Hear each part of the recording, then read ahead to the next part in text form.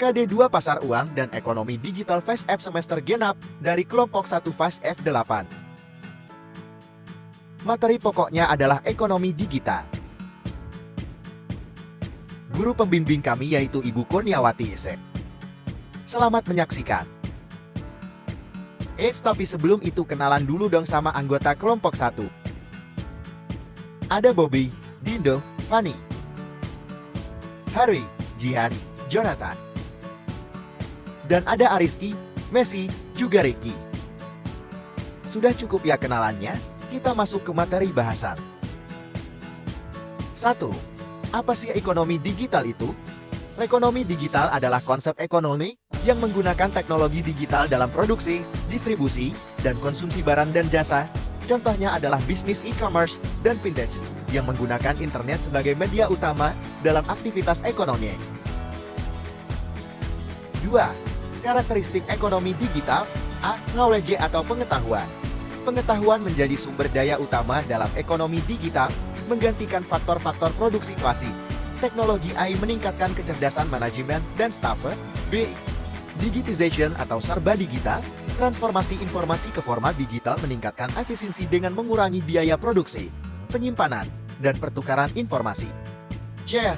Virtualization atau serba virtual. Bisnis beroperasi secara virtual tanpa kehadiran fisik, memungkinkan interaksi online dan real-time antara perusahaan dan pelanggan. D. Molecularization atau menjadi molekul kecil.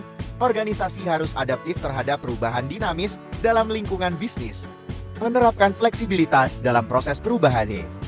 Internetworking terintegrasi, kerjasama antar perusahaan dan institusi lain penting untuk keberhasilan dalam ekonomi digital. F. Disintermediation atau tanpa perantara, berkurangnya peran mediator seperti wholesaler dan retailer dalam transaksi, memungkinkan koneksi langsung antara pemasok dan pelanggan. G. Convergence atau menyatu, kunci sukses menggabungkan 3 sektor industri, computing, communications, dan content, untuk menciptakan layanan atau produk yang inovatif. H. Renovation atau penuh inovasi, inovasi cepat diperlukan untuk mempertahankan keunggulan kompetitif dalam ekonomi digital yang berjalan 24 jam non-stop. IPRO produsen sekaligus konsumen, batasan antara konsumen dan produsen menjadi kabur, memungkinkan konsumen untuk menjadi produsen dan menawarkan produk atau jasa mereka. D.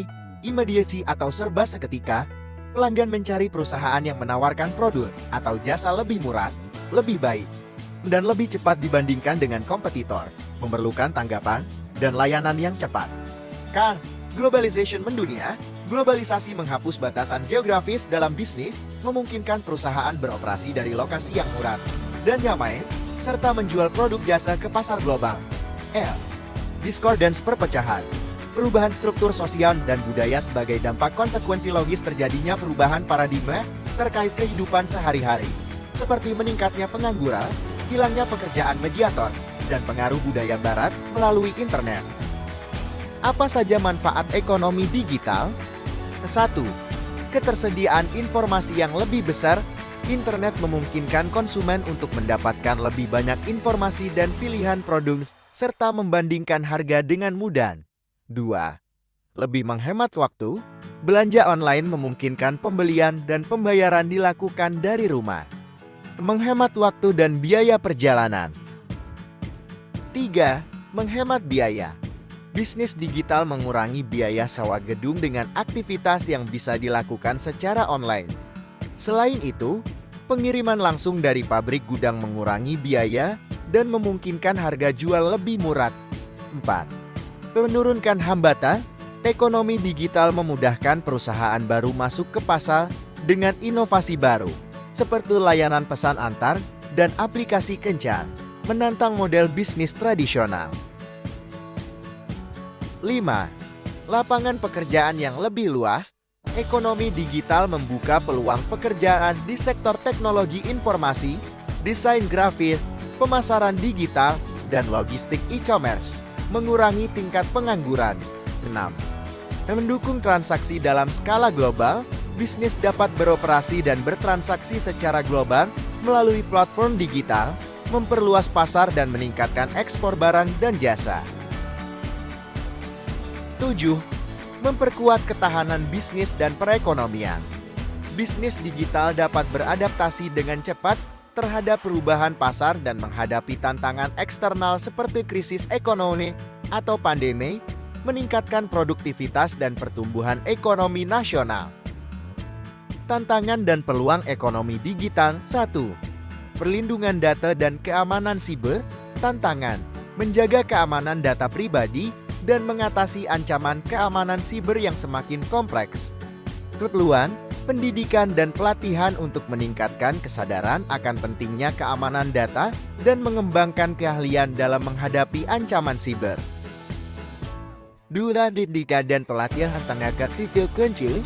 Kesiapan tenaga kerja dengan keterampilan yang diperlukan untuk sukses dan ekonomi digital yang berkembang. Contoh program pendidikan seperti Startup Digital Academy yang dirancang khusus untuk memberikan pemahaman mendalam tentang konsep dan praktik ekonomi digital, serta mengembangkan keterampilan yang relevan. 3. Signifikansi program pendidikan. Program seperti Master of Digital Economy yang merupakan hasil kolaborasi antara BNUX dan Universitas Padjadjaran, menunjukkan pentingnya investasi dalam pendidikan untuk mempersiapkan SDM yang siap bersaing di dunia ekonomi digital. Langkah awal yang penting dalam menciptakan SDM yang memiliki pemahaman dan keterampilan yang dibutuhkan untuk merespons perubahan dan tuntutan dalam ekonomi digital yang terus berkembang. Thank you for watching, semoga bermanfaat.